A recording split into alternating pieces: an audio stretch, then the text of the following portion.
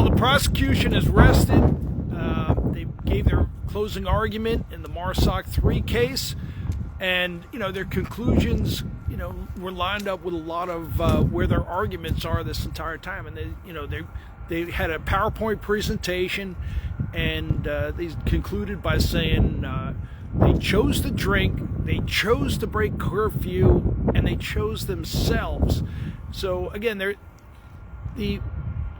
the whole drinking and curfew violation, again, this is on New Year's Eve.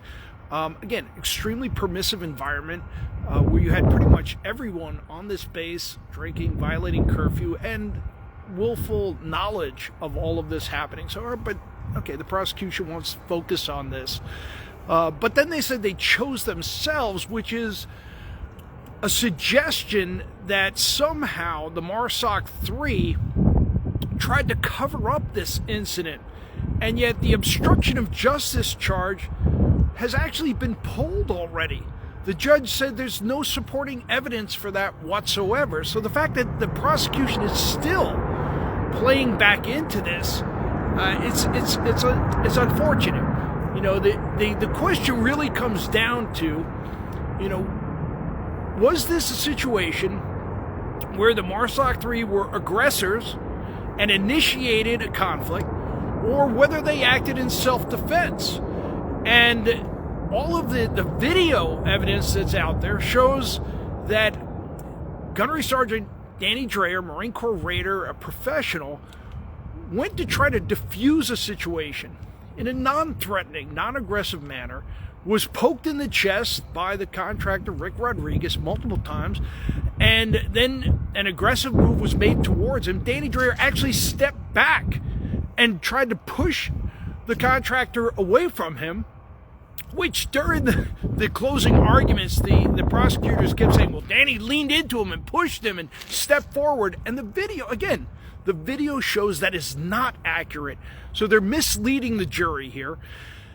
And after Gunnery Sergeant Danny Dreyer did this, where he pushed and stepped back, the contractor came after Danny. And again, you see this where he hit Danny in the face, hit him a second time, and it was a glancing blow to the face.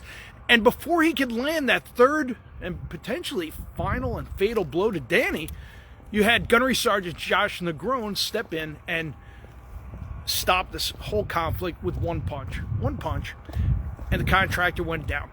So, the question is, who were the aggressors, or who was the aggressor, or did these warriors act as they're trained? Okay, and they didn't use excessive force. There was no, boot stomping. There was no 3-on-1 jumping on it.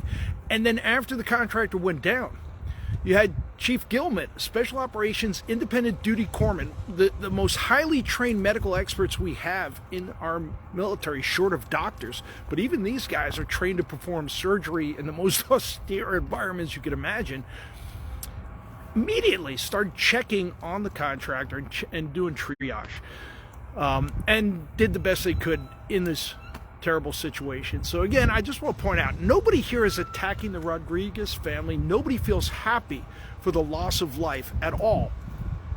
And purely, United American Patriots and you out there and everybody here, we're trying to just make sure that these warriors are having their rights preserved and that justice is served. And that's what we're hoping we're going to see. The defense, after lunch, they're going to be stepping up. They're going to be providing their closing arguments, and we'll give you an update, see how that all works out. So again, thank you all for following along. We appreciate all the support. God bless, and Semper Fi.